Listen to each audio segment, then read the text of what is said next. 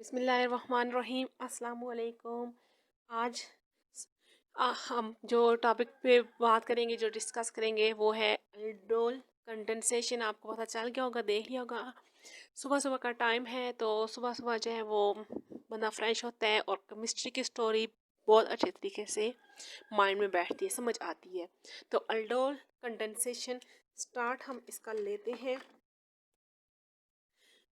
Aldol अल आपने पहले एक ऐसे कंपाउंड होंगे जिनके साथ ए एल लगता है, तो ए एल डी, ये तीन लफ्ज ए एल डी, ये क्या है? एल्डिहाइड के लिए aldehyde. O L for alcohol,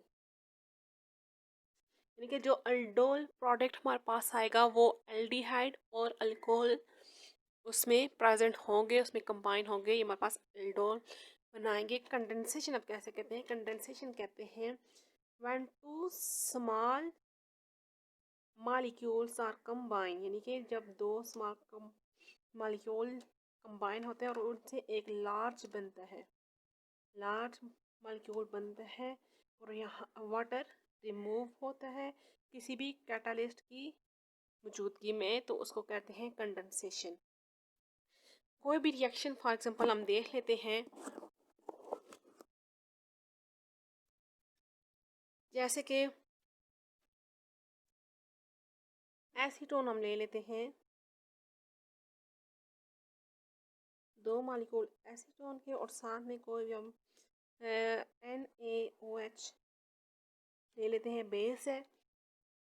अब इनका आपस में रिएक्शन करवाते हैं। अगर मैं इसको ओपन करके लिखूं तो देखते हैं यहाँ पे क्या बनेगा। रूम टेम्परेचर पे रिएक्शन होता है या उससे भी कम पे होता है, तो ये 5 डिग्री सेंटीग्रेड पे होगा। अब इसको हम करते हैं। इसे को करने के बाद अगर हम इसको ओपन करके लिखें तो ज़्यादा आई थिंक ईजी होगा। ये मैं ओपन कर देती हूँ इसको। एसीटोन को, दो एसीटोन ज़्यादा से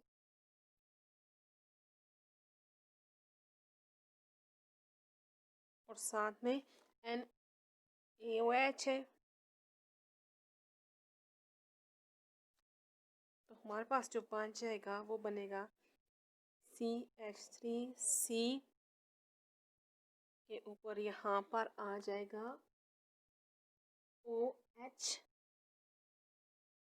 यहाँ पे हाइड्रोजन आ जाएगा, यहाँ पे CH2 C double bond O और यहाँ पे साथ में H रहेगा, या CH3। हमने एसीटोन लिया है ना, तो एसीटोन या CH3, लेकिन यहाँ पे CH3 नहीं आता है, जाता है, क्योंकि हमने कहा था एल्डिहाइड एंड अल्कोहल होने चाहिए। तो जब यहाँ पे CH3 आ जाएगा तो एल्डिहाइड आएगा, ये बनेगा 2। सोचे इस बात को, साथ साथ देखा करें। तो यहाँ पे एल्डिहाइड प्रोडक्ट में अगर CH3 आ जाए तो एल्डिहाइड तो नहीं रहेगा प्रोडक्ट में, तो यहाँ फिर इसको हम कर लेते हैं, जस्ट हाइड्रोजन ले लेते हैं, क्योंकि एल्डिहाइड मस्ट होना चाहिए। तो ये साथ साथ मिस्टेक्स आपको मैं तब बताती हूँ, कर खुद करके मिस्टेक फिर आपको मैं बताती हूँ, ताकि कोई भी आपको प्रोडक्ट दे दे कि इससे ये बनाना है, तो आपने पहले रिएक्शन को देखना है कि आया ये जो हम रिएक्शन कर रहे हैं इसके लिए ये चीज़ ज़रूरी है, ये हो सकेगा या नहीं हो सकेगा। ये ना हो कि आप लोग करते जाओ और रिएक्शन ही ना होता हो। इस वजह से मैं आपको ये बताती हूँ। साथ साथ अब ये हमारे पास बन गया है, अब देखते हैं इससे ये हमारे पास कैसे बना है। मैकेनिज्म की तरफ चलते हैं।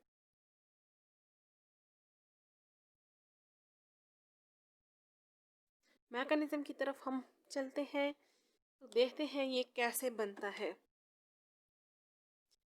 तो अल्डोल कंडेंसेशन का मैकेनिज्म, साथ ये आप लोग पॉइंट देखते हैं और इन पॉइंट के मुताबिक हम लोग करते जाएंगे।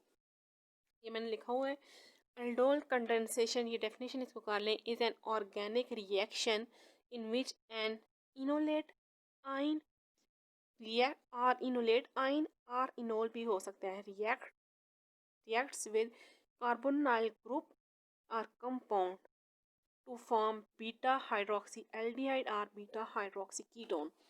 अब ये फर्स्ट पॉइंट यहाँ पे देखें, ये हमारे पास क्या बना है, ये हमारे पास अल्फा कार्बन हो गया, ये हमारे पास बीटा कार्बन हो गया, और बीटा कार्बन के साथ हमारे पास हाइड्रोक्सिल ग्रुप है। तो ये हमारे पास क्या हो गया, 1 2 3 भी इसको कह दें, 3 कार्बन है, 3 हाइड्रोक्सी एल्डिहाइड और बीटा हाइड्रोक्सी एल्डिहाइड। इसका मैकेनिज्म हम लोग करते हैं।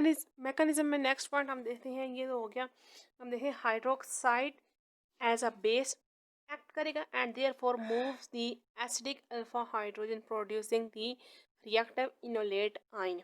इसको एसिड बेस रिएक्शन भी कहते हैं। ये पॉइंट आपको अभी समझ आ जाएगा। दोबारा से मैं फिर आपको बताऊंगी, यहाँ पे एसिड अल्डिहाइड है, साथ में बेस हम जो NaOH ऐड किया था वहाँ से वो बेस हाइड्रोक्साइड आयन। ये अब ये यहाँ से ये देखें, hydroxide as a base and therefore moves the acidic alpha hydrogen. समझ आ रही है आपको, ये हाइड्रोक्साइड बेस ऐड करेगा और मूव करेगा किसकी तरफ, अल्फा हाइड्रोजन की तरफ। यहाँ पे ये अल्फा कार्बन है और ये इसके साथ ये अल्फा हाइड्रोजन नहीं है क्योंकि यहाँ पे तो कार्बन ही नहीं है, इस साइड कार्बन है और साथ में उसके अल्फा हाइड्रोजन है। Producing the reactive enolate ion बनेगा। इनोलेट आयन कैसे बनेगा, इनोलेट आयन हम बनाते हैं दो तरीके से बनता है इनोलेट आयन। एक तो यहाँ पे हमारे पास CH2, इसके ऊपर लोन पेयर आ जाएगा और साथ में नेगेटिव चार्ज आ जाएगा, तो हमारे पास C डबल बॉन्ड OH। एक तो ये तरीका है। दूसरा तरीका ये है CH2 डबल बॉन्ड O के ऊपर नेगेटिव चार्ज आ जाए, तो ये हमारे पास इनोलेट आयन बन गया। अब ये जो इनोलेट आयन बना है वो आप क्या करेगा, नेक्स्ट एल्डिहाइड के साथ, जो एसिड एल्डिहाइड दूसरा वाला हमने लिया है, 2 एल्डिहाइड लिए थे उसके साथ अटैक करेगा। जैसे ये अभी हम लेते हैं CH2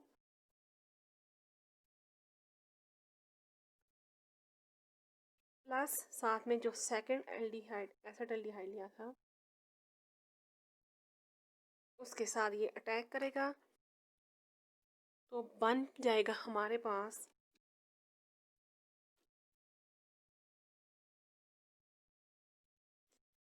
CH3, इस कार्बन के ऊपर हमारे पास नेगेटिव चार्ज आ जाएगा, CH2 C double bond O साथ में हाइड्रोजन। ये सारा जो है यहाँ पे आ गया, ये देखें C डबल बॉन्ड O, ये H इसके साथ ये यहाँ से एक हाइड्रोजन रिमूव हो जाएगा CH2, और ये बाकी CH3 CH, यहाँ पे H भी आता है और ऊपर O नेगेटिव। ये हमारे पास क्या बन गया, अल्कोक्साइड इंटरमीडिएट बन गया।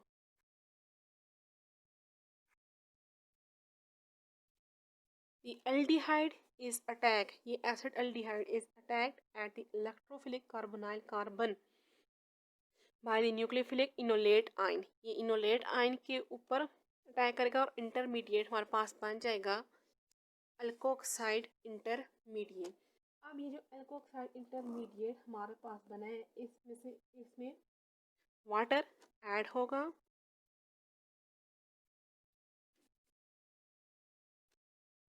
वाटर ऐड होने के बाद हमारे पास जो रिएक्शन आएगा वो कुछ इस तरह से आ जाएगा। यहाँ पे OH ऐड हो जाएगा, यहाँ पे हाइड्रोजन उसी तरह रहेगा CH2, तो यहाँ पे एक हाइड्रोजन यहाँ से इधर आ गया, पीछे OH यहाँ पे रह गया प्लस OH।